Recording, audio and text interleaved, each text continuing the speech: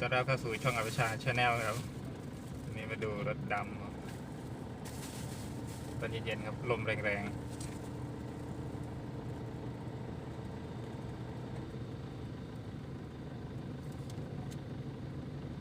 ทำงานเลยครับลมสุดยอดมาก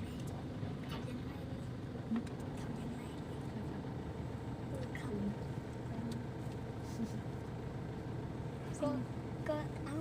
ถูกโดนแซงเนาะ หมูซิงเอง เดี๋ยวโดนแซงดูว่า เป็นไงนิ่มไหมโรบอคอลสีชมพูเมื่อกี้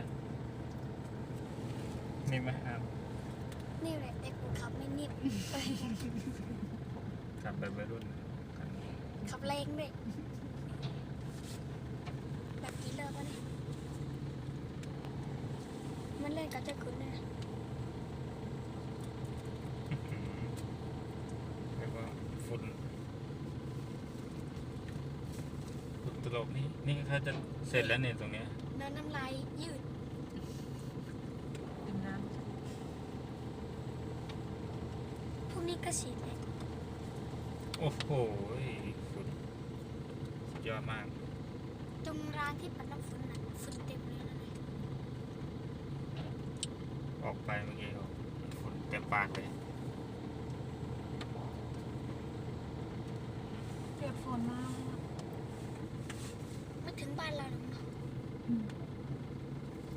ไอ้วิทยุก็บอกว่า27 28พายุจะเข้าแล้วแบบ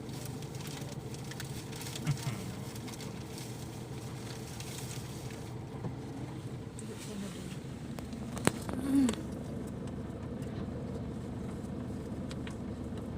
ยิ่งมาพอดีเลยกับเรา มันโกยฝุ่นนะโอ้โหด้วยความเย็นเหมือนความเย็นเลยนะ ไอเย็นออก ว่าน่ะเองมันยังไงงงแล้วบ่ ปึ๊บออก โอ้โห แต่ออกดิ่งตัวรถอันนั้นอาเปียก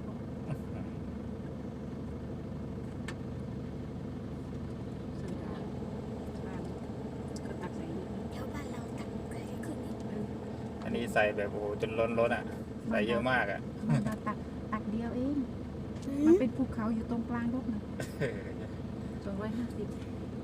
อันนี้เขาได้ข้างล่างแล้วมา วันนี้แบบอัดแบบเต็มจริงอ่ะ จริงๆเยอะจริง ไม่ควรสบายจนลง ถามอาว่าอาเป็นเด็กรถจริงไหมที่ไปขายหมด ไปแล้วครับ อันที่กด PTO ได้ คืออะไร ที่กดแล้วก็ยกดังขึ้น ใครกด อันกดเองครับ ไปแล้วครับ